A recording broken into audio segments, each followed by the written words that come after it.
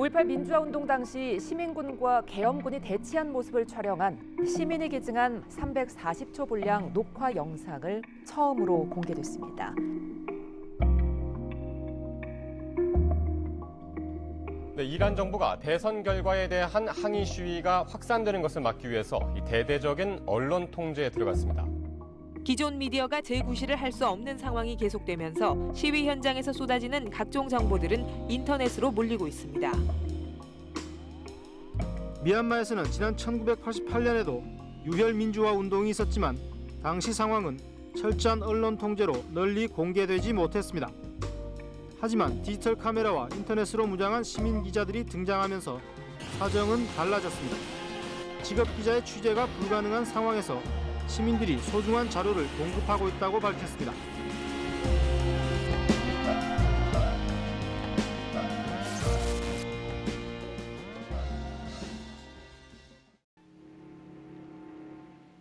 산불이 자주 나는 겨울철입니다.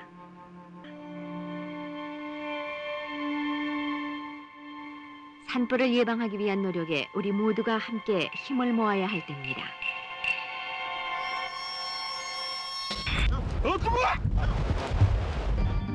현장 취재를 하는데도 어려움이 많습니다. 제대로 서 있을 수 없을 정도의 강한 바람은 진화 작업을 더욱 어렵게 하고 있습니다.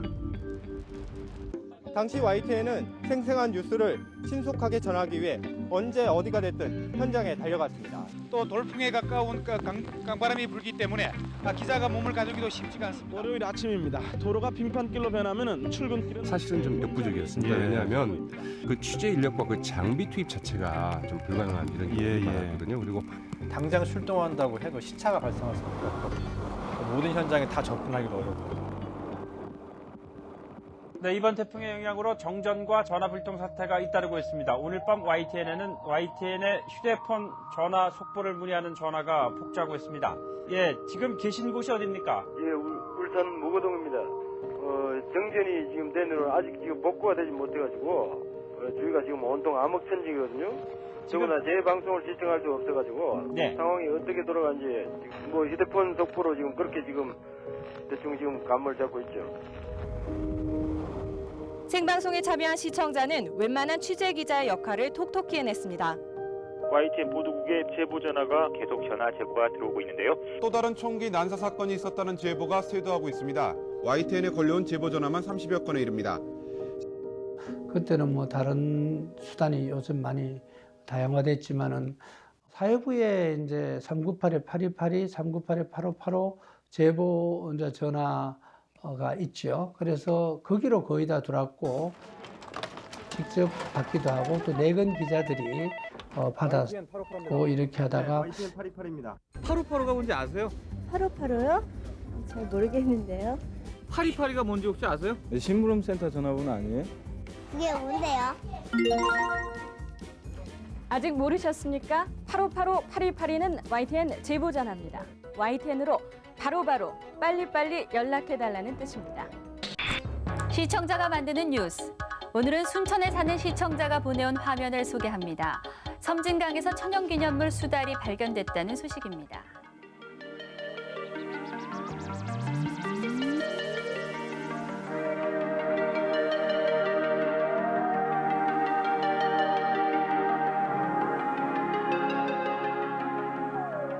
얼마 전까지만 해도 전문가나 쓴다고 생각했지만 이제는 누구나 자신만의 관점과 시각을 가지고 대중들에게 영상으로 설명할 수 있고 몇 년 안에 방송 장비의 상당수가 이 6mm 카메라로 대체될지도 모릅니다. 일방적으로 언론에서 만들어서 전달해주면 받아들인 대상이었던 시민들이 오히려 주체로 변하는 그런 변화가 있다는 겁니다.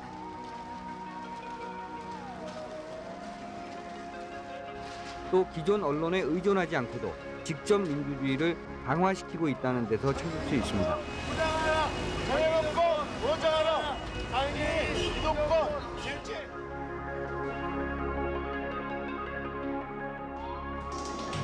시청자 여러분이 촬영한 화면이 역사를 기록하는 소중한 영상 자료가 될 수 있습니다. 그러니까 이것 관련해서는 실은 이제 미디어 기술이 발달하다 보니까 자기 일상을 뭐 아카이빙 한다든가 기록한다든가 사회적 소통을 한다든가 그런 측면에서의 이제 기록들을 하는 문화가 이제 시민들이 익숙해진 것들인 거고 그 과정에서 이제 그 많은 것들이 이제 제보할 가치가 있는 것들이 담긴다라고 생각이 듭니다. 네. 캠코더를 동원해서 투기 장면을 녹화하기 때문에 발뺌을 할 수도 없습니다. 찻장 밖으로 내민 손에서 담배꽁초가 버려지는 순간을 촬영한 155건의 비디오 테이프가 지난달 태안군청에 접수되기도 했습니다. 서울 강남구에서 운영 중인 방범용 CCTV를 이용해 경찰이 처음으로 절도범을 붙잡았습니다. 정 씨는 자주 돈이 없어지는 것을 이상하게 여긴 가게 주인이 설치한 CCTV에 범행 장면이 포착돼 덜미를 잡혔습니다. 식당 종업원이 주인 몰래 손님이 준 음식값을 상습적으로 빼돌려오다 주인이 설치한 CCTV에 덜미가 잡혔습니다. 단골 손님의 제보를 받은 식당 주인이 돈상자 주위에 CCTV를 설치했고 최 씨의 범행은 결국 꼬리가 밟혔습니다.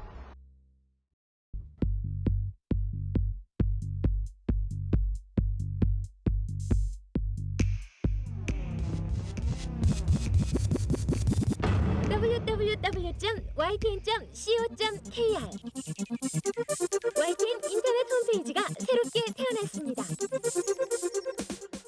시민들의 제보를 위해 인터넷에 공간을 만든 것은 이번이 처음입니다.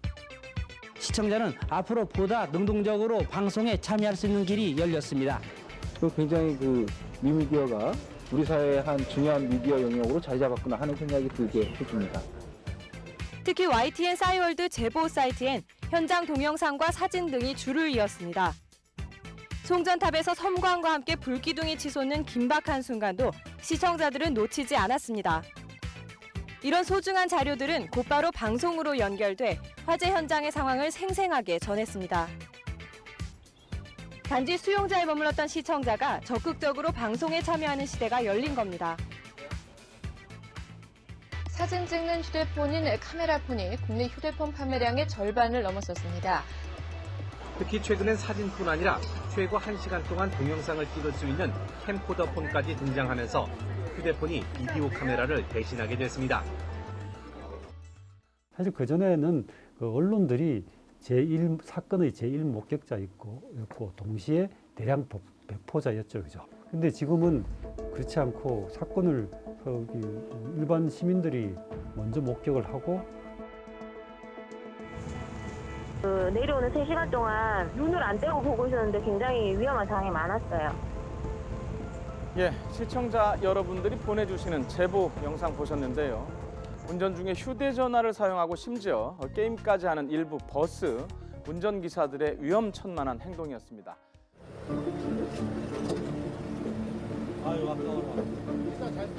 디지털 기술 발달로 인해서 제보 영상이 일상화되고 정말 날 것 그대로의 현실을 보여주는 거죠.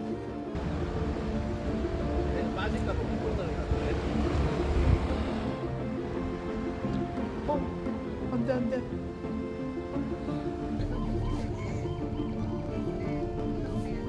소 움직였구나. 저 뭐냐, 핸드폰 좋다. 잘 나온다. 줌도 돼. 되게 잘 보이지 진짜. 야, 줌도 돼 나는. 되게.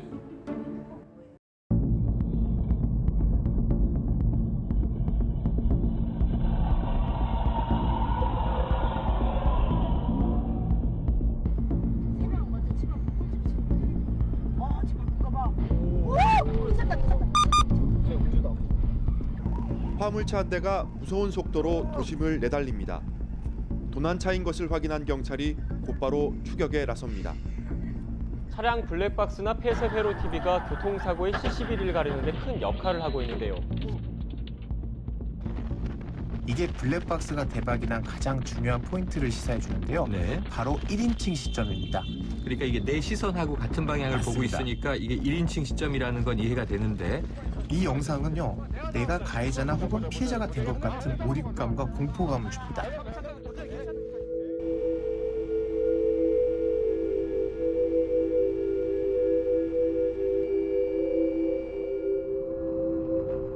어제 오전 9시 40분쯤 인천 영종대교 서울 방향 상부도로에서 이 공항버스 등 차량 100여 대가 잇따라 추돌을 했습니다. 영종대교 106중 추돌 사고는 관광버스가 앞서가던 승용차를 들이받으면서 시작된 것으로 잠정 결론이 났습니다.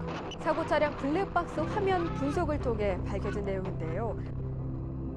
최초 사고 시점과 차량을 둘러싸고 각종 추측과 의견들이 난무했습니다.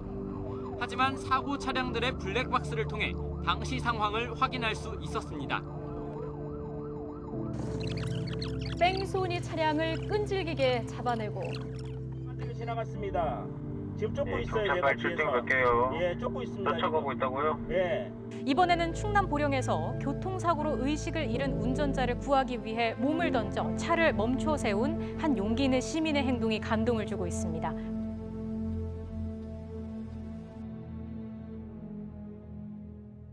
문제는 부작용이죠. 만인이 감시하고 만인이 감시당하는 사회가 될 수 있다는 거죠. 또 제보 영상이 날 것 그대로 목격하는 듯한 장면을 보여주는 것도 중요하지만 흥미를 끌만한 소재들을 선호하기 때문에 선정적으로 갈 우려가 있고요. 저 찍고 있습니다. 이거 페이스북 이거 조회수 올라가요. 여기 아주머니 찍지 마세요. 지금 상황이 그런데 뭐 찍고 계시면 어떡합니까? 총무님. 구시청 파이트녀라는 검색어가 인터넷을 뜨겁게 달구고 있습니다. 그 화제의 동영상 먼저 함께 보시죠. 옛 시청 앞길에서 연인으로 보이는 남녀가 머리채를 잡고 발차기까지 하면서 난투극을 벌이고 있습니다. 주변 사람들 처음엔 조금 말리는가 싶더니 이내 감탄하며 동영상 촬영에 여념이 없습니다. 이 영상을 본 네티즌들의 반응 궁금하시죠? 찍고 구경만 하는 게 더 무섭습니다. 남녀노소 할 것 없이 스마트폰 들이밀더라 방관을 넘어선 집단 관계 아니냐는 비난도 나왔습니다.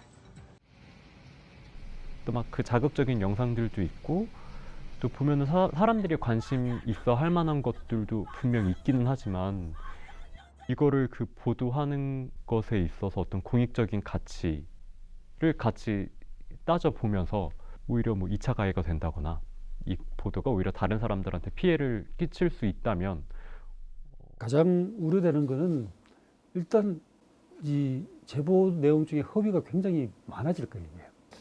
가짜 뉴스라는 것은 사실은 그 뉴스인 것 같이 우리가 생각을 했는데 알고 보니까 허위인 거죠. 그 중에 상당 부분은 아마 제보의 형태로 그 방송사, 뭐 언론사에 이렇게 들어갔을 거예요. 이게.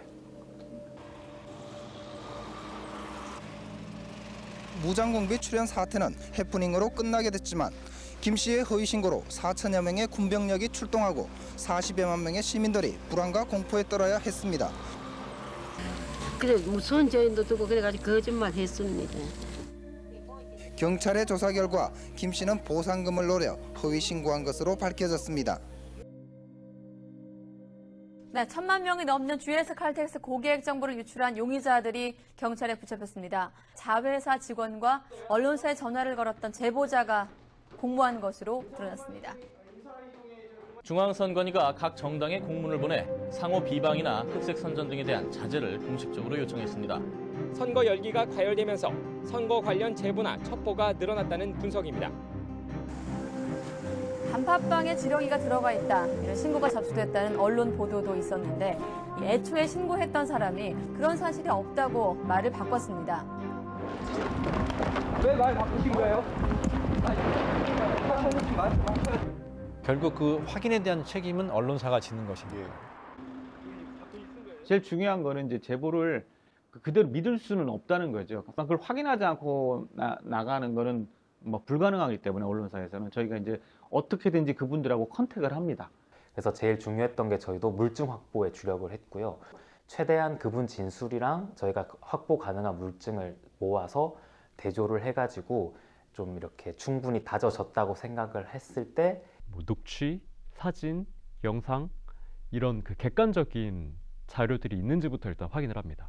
정말 이런 과정을 거쳐서 엄밀하게 거쳐서 또 기사화할 만한지까지 따져서 기사화가 되고 있습니다. 오바마 전 미국 대통령이 누군가 없는 말을 영상으로 조작해내는 상황을 경고합니다. We're entering an era in which our enemies can make it look like anyone is saying anything at any point in time. even if they would never say those things. 그러나 이 말을 하는 영상 속 오바마조차도 진짜 오바마가 아닙니다. 유명 영화 배우의 이미지를 합성해 포르노물을 만들면서 시작된 딥페이크 영상은 갈수록 기술이 교묘해지고 있습니다.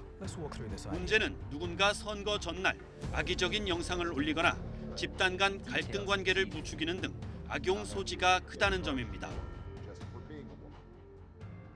기술이 예전하고는 비교가 안 될 정도로 발달이 돼서 최근에 뭐 보셨는지 모르겠는데 러시아에서 한 폭설이 와서 아파트 뭐 10층 높이에서 혹시 영상 보셨는지 모르겠는데 스키를 타고 내려왔다 뭐 이런 이야기가 있었죠, 그죠?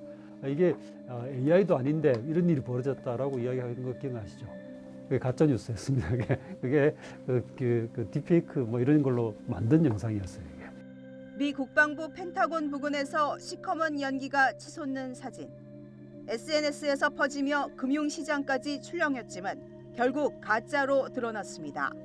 이게 사실 이런 게 쌓이고 쌓이면은 사람들이 어떤 기본적으로 보도 내용 자체를 믿지 못하게 되는 이러한 현상이 이제 벌어지게 되겠죠. 가장 위기는 무엇이냐? 진실을 확인하기 어려운 그런 면에서 우리도 제보가 지금 이제 계속 쏟아질 텐데 그런 제보를 갖다가 언론사 내에서 철저히 검증해서 확인할 수 있는 역량이 내부에 있느냐, 이 굉장히 중요한 문제가 앞으로 될 거거든요. 레가시 매체가 할 수 있는 부분이 무엇인가에 대해서 고민을 깊게 해야 될 시점이라고 생각합니다.